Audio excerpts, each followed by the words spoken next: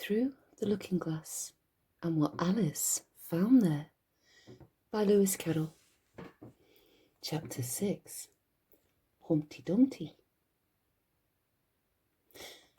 However, the egg only got larger and larger and more human. When Alice had come within a few yards of it, she saw that it had eyes and a nose and a mouth, and when she had come close to it, she saw clearly that it was Humpty Dumpty himself. "It can't be anybody else," she said to herself.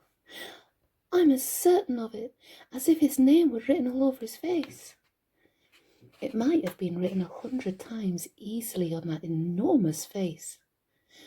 Humpty Dumpty was sitting with his legs crossed on the top of a high wall, such a narrow one that Alice quite wondered how he could keep his balance.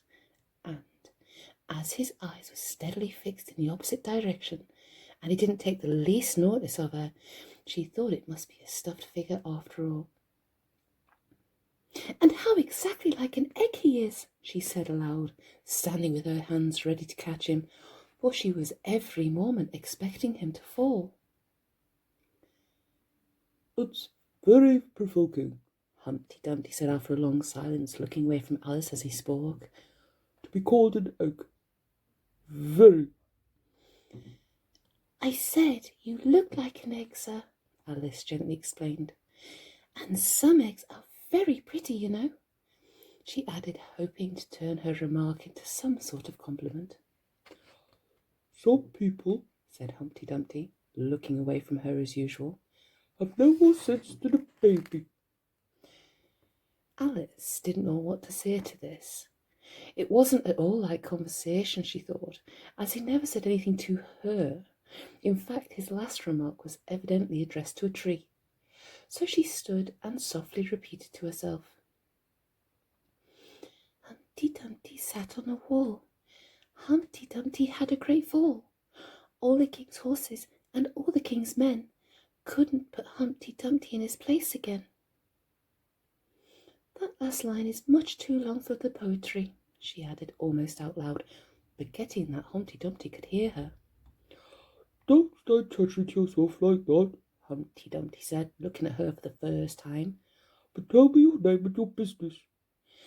"My name is Alice, but—" "It's a stupid name enough," Humpty Dumpty interrupted impatiently. "What does it mean?" "Must a name mean something?" Alice asked doubtfully. "Of course it must," Humpty Dumpty said with a short laugh. "My name means the shape I am, and a good handsome shape it is too. With a name like yours, you might be any shape. Almost."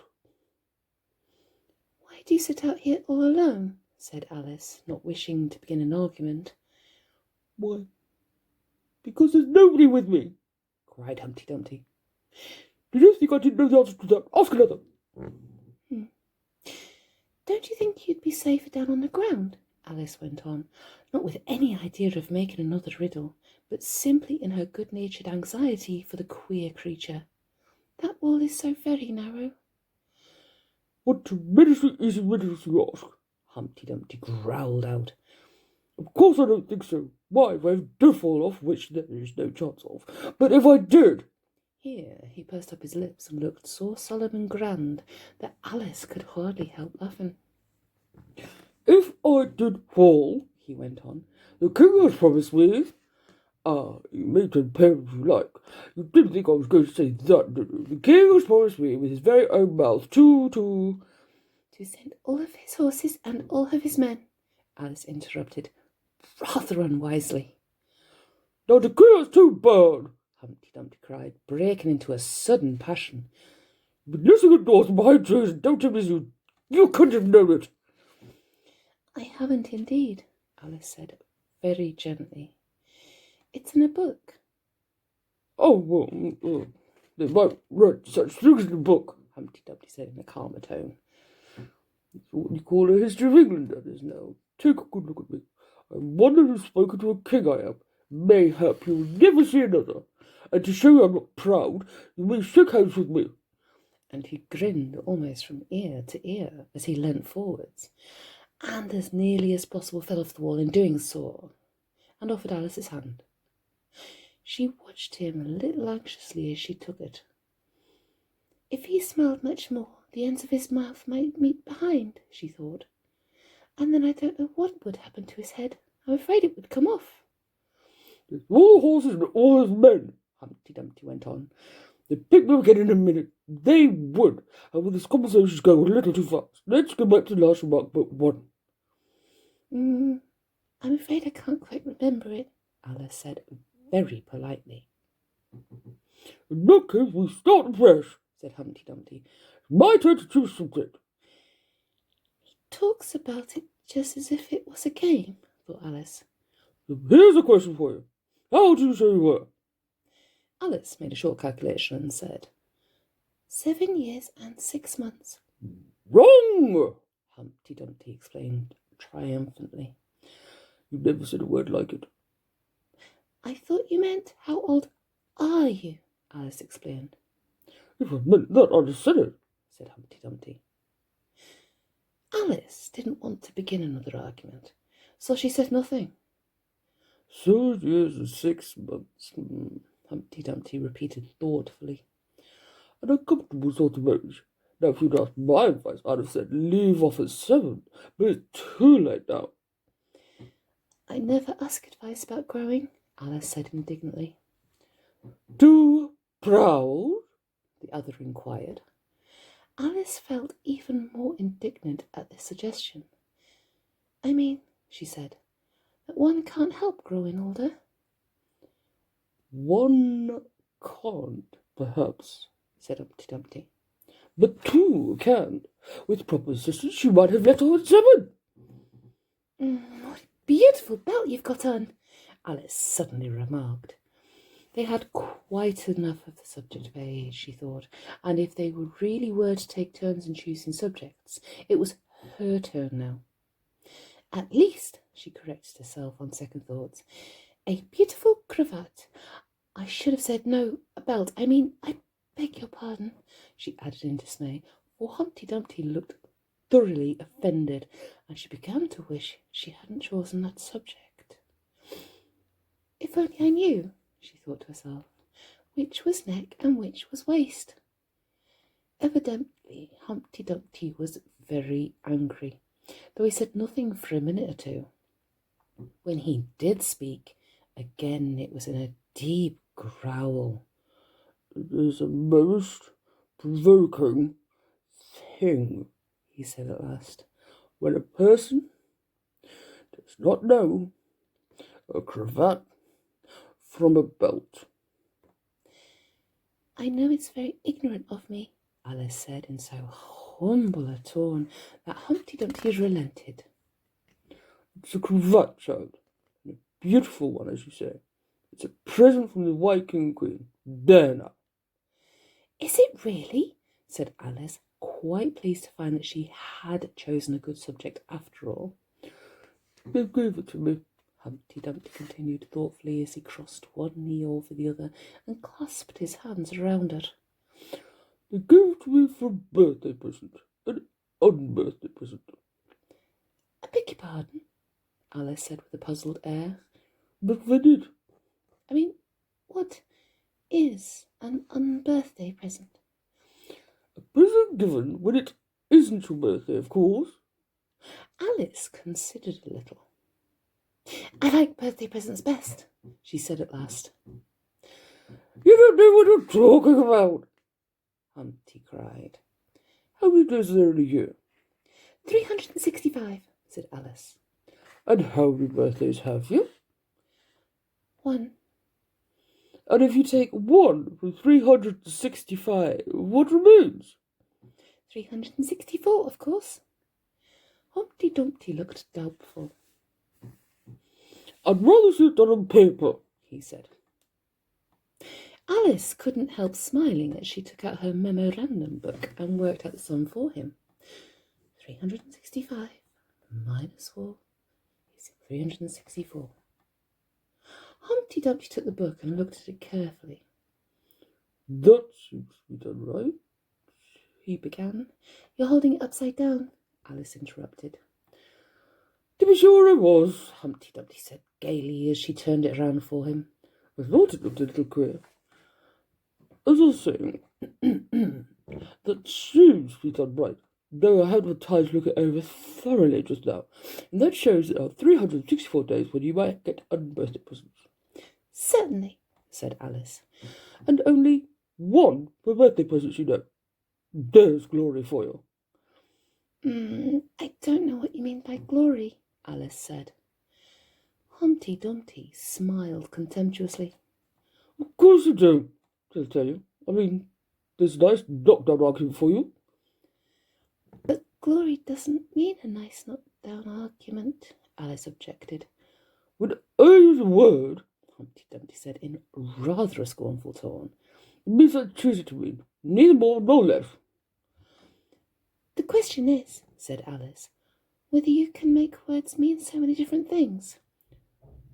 The question is, said Humpty Dumpty, which is the master arts all? Alice was far too puzzled to say anything, so after a minute Humpty Dumpty began again. They've attempted some of them, particularly verbs. They're the proudest. They're the proudest adjectives. Adjectives you could do anything with, but not verbs. However, I can manage the whole lot of them impenetrably. That's what I say. Would you tell me, please, said Alice, what that means? Now you talk like a reasonable child, said Humpty Dumpty, looking very much pleased. I mean by impenetrably that we have had enough of that subject, and it would be just as well if you mentioned what you mean to do next, as I suppose you don't mean to stop here all the rest of your life. That's a great deal to make one word mean, Alice said in a thoughtful tone. I make a word do a lot of work like that, said Humpty. I always pay extra. Oh, said Alice. She was too much puzzled to make any other remark. Oh, you should have seen him come round me of a Saturday night, Humpty Dumpty went on, wagging his head gravely from side to side. But to get the wages, you know. Alice didn't venture to ask what he paid them with, and so, you see, I can't tell you. You seem very clever at explaining words, sir, said Alice. Would you kindly tell me the meaning of the poem called Jabberwocky? Let's hear it, said Humpty Dumpty. I can explain all the poems ever that were invented, and a good many that haven't been invented just yet. This sounded very hopeful, so Alice repeated the first verse. 'Twas Brillig and the silly toves did guard and gimble in the wabe, all mimsy were the buttergroves, and the mommy wrath so grape. Not enough to begin with, Humpty Dumpty interrupted. There are plenty of hard words there. Brillig means 4 o'clock in the afternoon, the time when you begin broiling things for dinner. That will do very well, said Alice. And slithy? Well, slithy means lithe and slimy. Lithe is the same as active. You see, it's like a portmanteau. There are 2 meanings packed up into one word. I see it now, Alice remarked thoughtfully. And what are toves? Well, toves are something like badgers, something like lizards, and there's something like corkscrews. They must be very curious-looking creatures. They are that, said Humpty Dumpty. Also, they make their nests under sundials, and they live on cheese. Okay. And what's to guide and to gimble? To guide is to go round and round like a gyroscope. To gimble is to make holes like a gimlet.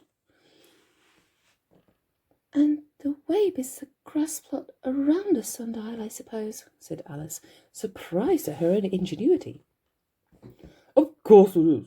It's called wabe, you know, because it goes a long way before it and a long way behind it. And a long way beyond it on each side, Alice added. Exactly so. Well then, mimsy is flimsy and miserable. This is another portmanteau for you. And Buttergrove is a thin, shabby-looking bird with his feathers sticking out all round, something like a live mop. And then Momraths, said Alice. I'm afraid I'm giving you a great deal of trouble.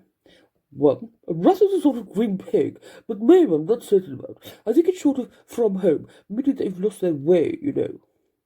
Oh, and what does outgrave mean?